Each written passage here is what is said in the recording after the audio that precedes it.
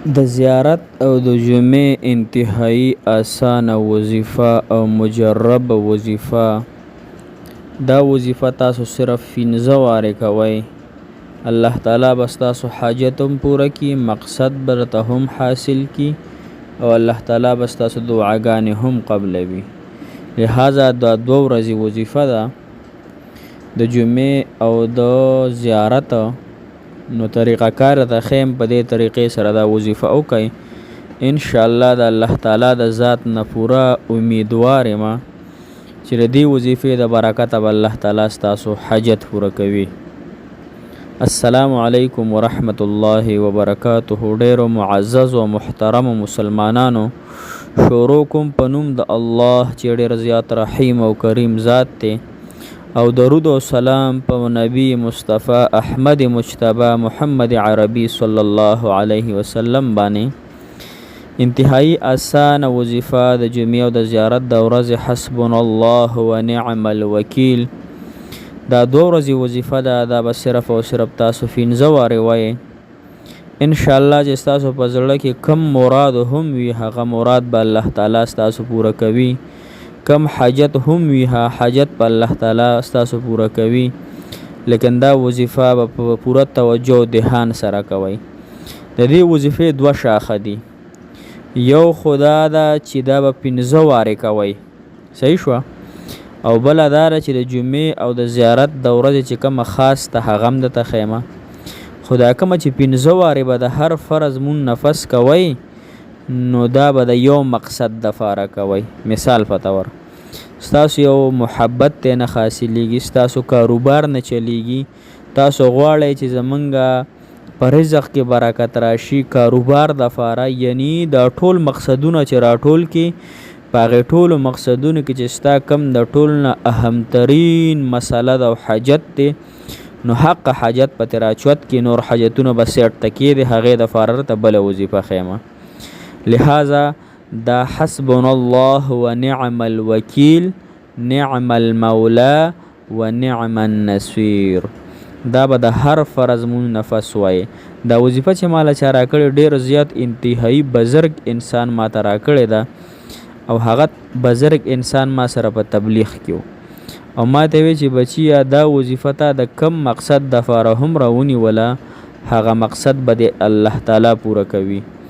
لہذا زما خو غټه مسله واغې وخت کې، نو ما هغه مسله الله تعالی ته وړاندې کړه او دا وظیفه ما شروع کړه. دغه حاجت الله تعالی هر چاته نه پوره کوي. دا حاجت الله تعالی چې دی نو په ډیرو غټو پیسو په بنګلو باندې نه ورکوي. دغه حاجت الله تعالی ما ته صرف په حسبنا الله و نعم الوکیل، نعم المولا و نعم النصير باندې پوره کړي. حاجت مې دا مسلمانان رونو زما ډیر شوق چې زه تبلیغ نفس علم د فاره داخله واخلم. تاسو به ډیر خلک ګورئ، لیکن عالمان دومره دي چې د وړو کې چې د مالګې برابر دي.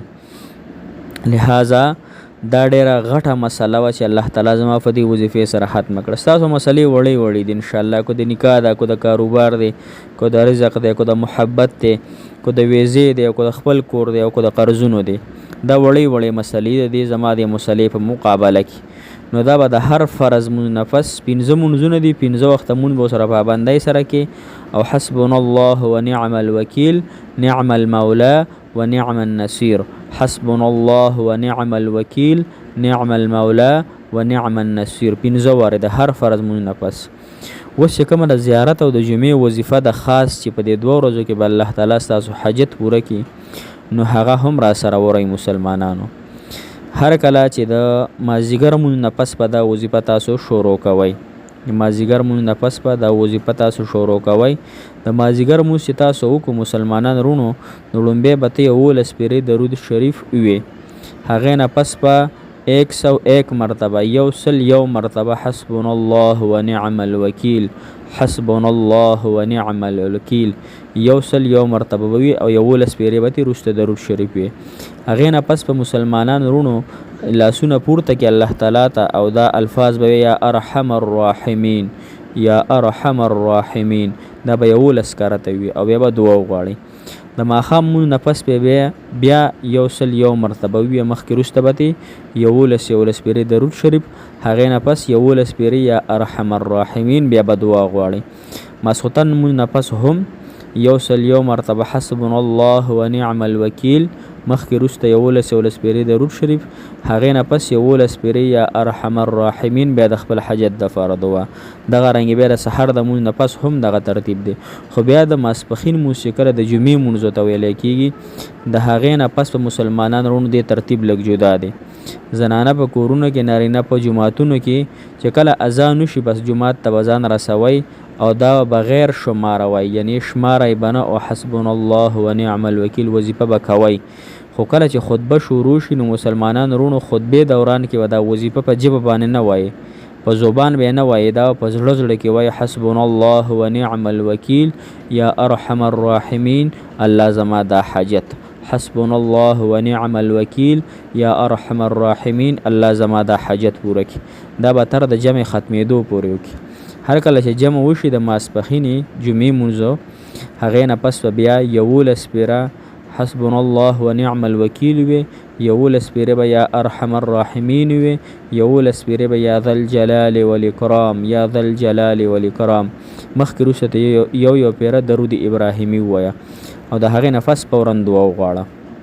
بیا چې د مازدیګر مونځ راشي مسلمانانو، مازدیګر مونځ نه پس به تاسو 11 پیرې درود شریف ووایئ، بیا به 314 پیرې حسبنا الله ونعم الوکیل دا به ووایئ، بیا به 11 پیرې بیا درود شریف ووایئ، د هغې نه پس په 11 پیرې یا ارحم الراحمین یا ذا الجلال والاکرام یا ارحم الراحمین یا ذا الجلال والاکرام دا به تاسو 11 پیرې، هغې نه پس په خپل مقصد او حاجت دپاره دعا وغواړئ. ان شاء الله العزیز چې دې طریقې سره تا دا وظیفه وکړه، زه د هغې رب نه امیدوار یم چې ستاسو دا حاجت په دې 2 ورځو کې الله تعالی پوره کړي. ماښام مونځ نه پس هم بیا 314 پیرې وکړه، ماسخوتن مونځ نه پس هم بیا 314 پیرې وکړه. انشاءالله خیالي ورځ به لا شروع شوي نه وي د الله تعالی په فضل او احسان سره چې ستاسو دا حاجت او مقصد به الله تعالی د خپلو خزانو نه پوره کړي. مسلمانان وروڼو همیشه دپاره الله خوشحاله او آباد تر و تازه کامیاب لره. الله تعالی د ستاسو تمام حاجتونه او مقاصد د خپلو غیبانه او خزانو پوره کړي. الله تعالی د تمام مسافرانو نه چې هر ځای کې ژوند تیری کو، لندن کې دي کو، امریکا کې دي، خاص کر لندن کې چې څوک دي یا نورو ملکونو کې دي، الله تعالی دې ورته د زړه خوشحالي ورکړي. اگر که موږ سره اوس رابطه نه ساتي، لیکن موږ د هغوی دپاره الله تعالی ته ډېر ژړلي او دعاګانې مو ته کړې وي، الله تعالی ورته دغه مقام ورکو. لہذا د هغوی د الله تعالی حامی او ناصر مددګار شي او موږ به تاسو ته دعاګانې کوو مدرسه کې، جومات کې، او تاسو موږ ته دعاګانې کوئ. الله م راته ونازوه، الله م راته په ناز او په ادا باندې د زندګي زما او ستاسو تېره کړي. جزاک الله خیره.